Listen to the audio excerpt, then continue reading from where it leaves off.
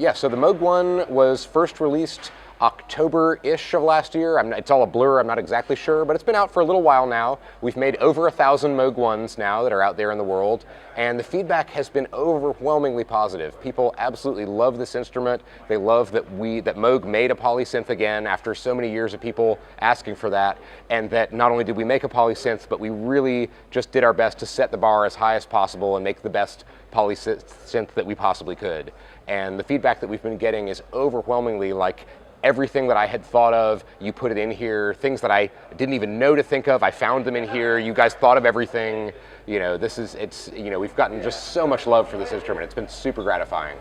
So for someone who's coming in at this maybe a little late, what's sort of the basic hello, welcome to the Moog One that you can give For us? sure. Well, you know, a lot of people love analog sound, and they love the richness and the organic textures and qualities that you get from analog sound. And what they're telling us about the Moog One is that this is really like the ultimate instrument for them as far as exploring all of those possibilities, all those possible textures, because it really gives you so many building blocks to work with and so many sonic possibilities that you can get in there and find these textures and these colors and these elements in your sonic palette that are just, you know, so satisfying. And, you know, for everybody that's been looking for all of these textures and the ability to play chords and get bigger, more layers and textures of sound, this is really doing it for them. So one of the first things that someone who doesn't know about the Moog One should know is that it's multi-timbral, meaning that you can have up to 3 completely independent types of synthesizer sound playing at one time. There are, 8 or 16 fully functional analog monophonic synthesizers in here, and a whole control system that lets you designate certain numbers of voices to be one sound and then certain other numbers of voices to be another sound. And so, something that people are telling us is like, this is the first analog synth that I've had that I can create practically a whole track of music on, all on the one instrument at one time. Like, you can have a bass, you can have a pad, you can have a lead, you can have percussion, you can have all of these elements working together in concert, and you can really get like this full musical experience and compose a piece of music on this one instrument in real time. And that's something that analog synths typically are not known for. You have to multi-track them, you dial in one sound, that's what it does. You tear that down and build a new sound and move on. And being able to stay in the flow and create layered, nuanced, multiply textured pieces of music all on one instrument is like a revelation, and it's so much fun. All right, so what can you show us in terms of, the layout? And For sure. Okay, so I'll give a brief overview, sort of function by function. One of the things about almost all Moog synthesizers is that they're laid out with a common grammar. You have oscillators here, you have a mixer, you have filters, you have envelopes, you've got your output, and so the signal flow matches the panel, and so you can immediately see where you are in the sound and easily find what you're doing. So the oscillator sections are here. There are 3 VCOs, very much like the classic memory Moog, which is a 3 oscillator polysynth. And you can see here, I don't know if you can zoom in and see this waveform display. These little OLED displays here show you the results of what you're doing to the waveform. And you can control the angle of the sawtooth. You've got a sawtooth generator and a pulse generator. You can control the angle of the sawtooth and the width of the pulses, and you can crossfade continually between them. And this gives you just so many interesting waveforms. And sonically, what you get when you do that is incredibly rich and interesting. So I'm just going to, I don't know exactly what this is going to sound like. I'll play a sound and I'll just tweak some knobs here.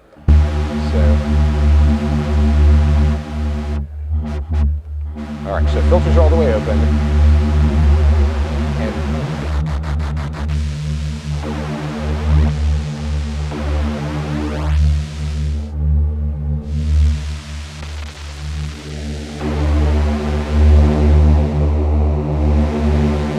So you can hear just from that, like all of the harmonics, it's going from low to high. It's almost like a filter sweep. But I'm not using the filter at all. The filter is still waiting to have interesting sonic motion added to it. So you've got all this interesting sonic motion just within the oscillator itself. You can do a huge amount of synthesis just by changing the waveforms of the oscillators. So you've got a huge amount of sonic power there and potential. You have a ring modulator, you have frequency modulation, you've got pitch modulation, all of the things that you would want to do to change the timbre of an oscillator. You pretty much have all those options here. The ring modulator sounds like this. Oops, let's see here.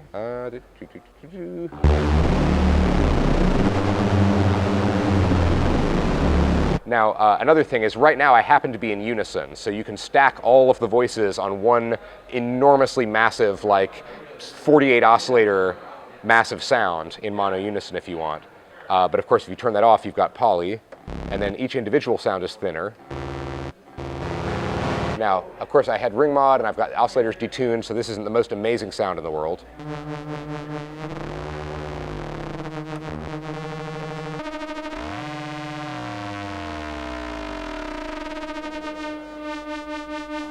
So that was just a brief example of frequency modulation. That's something that really gives you a lot of texture in your sound. Audio rate modulation is a super fantastic thing, and there are a lot of options for audio rate modulation in the Moog One. So we don't have a lot of time, I'll just move quickly. The oscillators have tremendous possibilities.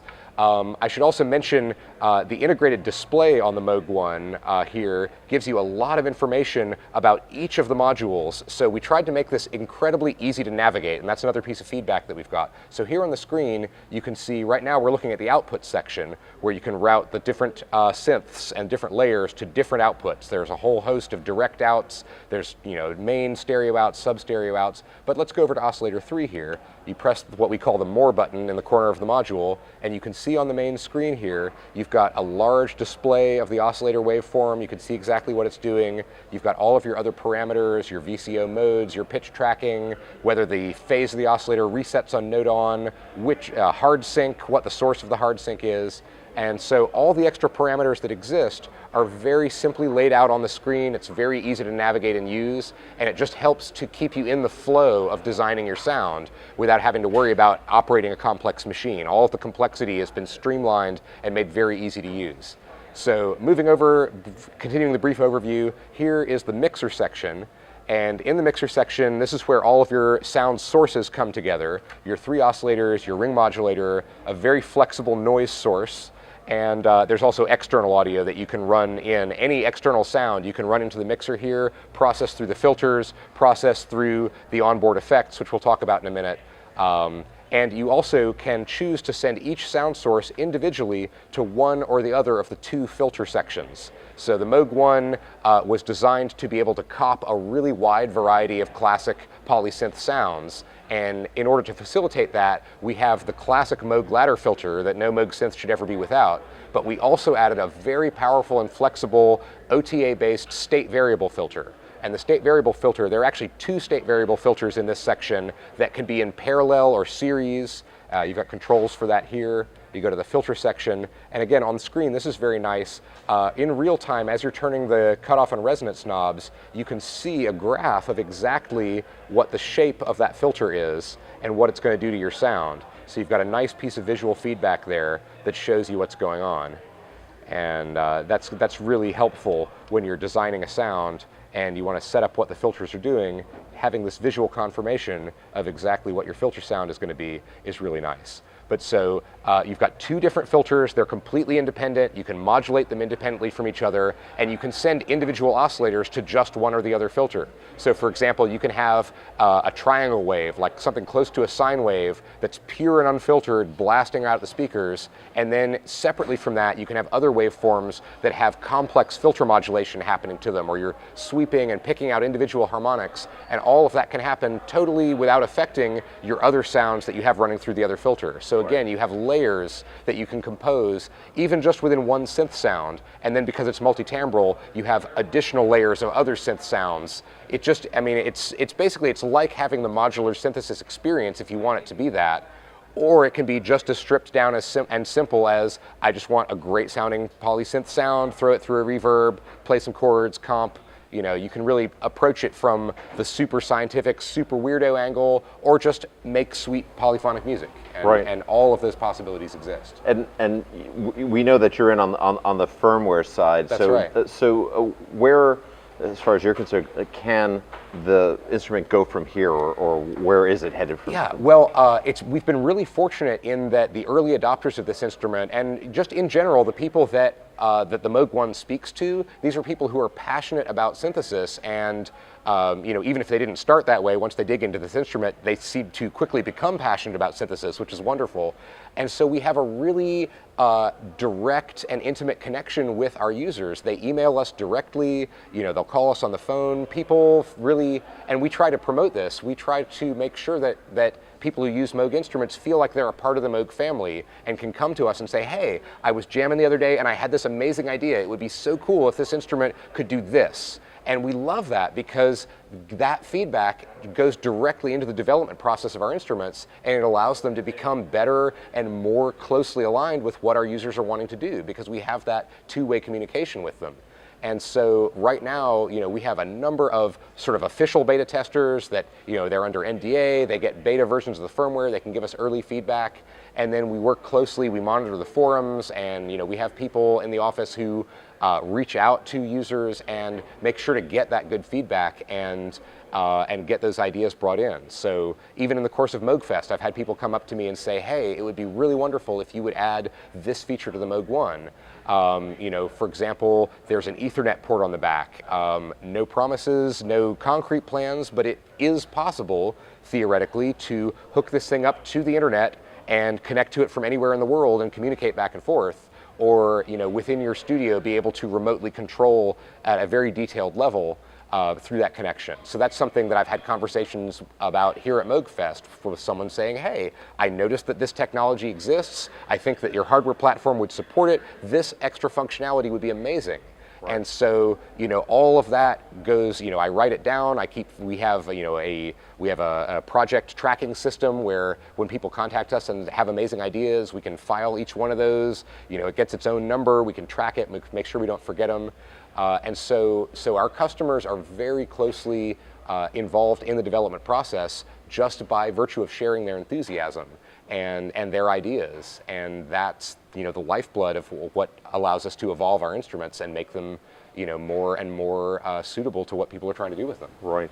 Well, can you play us through some patches before we Sure, go? Absolutely. Yeah, let me play some sounds. So another thing that I didn't talk about is how incredibly powerful the modulation engine is in the Moog One. You have 4 LFOs over on this side, you've got 3 envelopes over on the other side, and you have a very powerful modulation matrix, which is extremely easy to use. So for example, if I want to take LFO 3 and send it to the frequency of Oscillator 1, I press this destination button, so I'm choosing a destination for LFO 3, I reach over, I turn this frequency knob, and I'm done. I've created a mapping from that LFO to that frequency knob. And so I can now play. And that might not be the most beautiful and euphonious sound at this moment. But the point of that is just how incredibly simple it was to set up that modulation. And I can take another LFO and route it to the frequency of the first LFO. And let's see. Oh, I got rid of my first modulation because I wasn't paying attention. That's fine. I'll just fix that.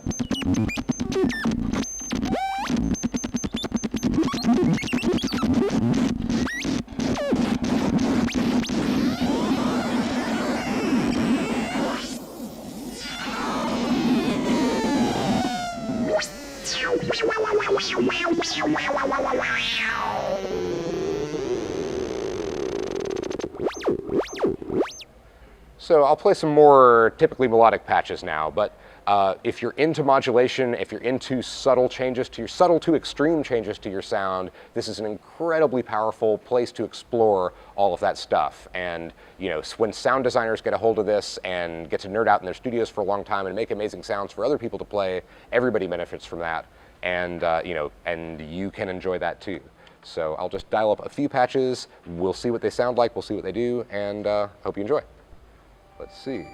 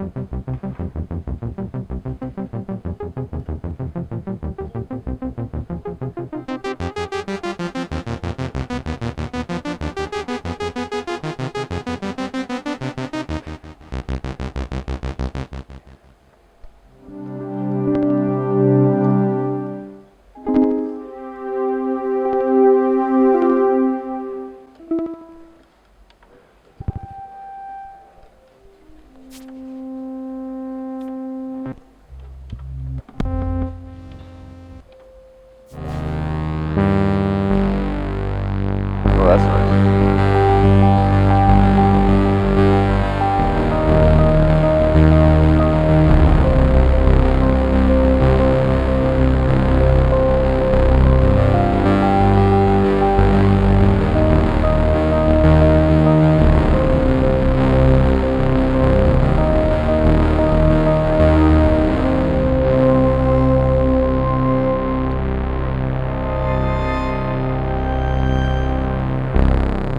All right, Amos. Well, thanks so much for giving us a little bit of a run through on the Moog One. Absolutely, it's a pleasure, and if you were curious about it and didn't quite catch enough detail in this particular run through, please search Moog's videos on the Moog One. We have a lot more in-depth deep dives into the instrument, and we'd love for you to check it out. Thanks very much for your time.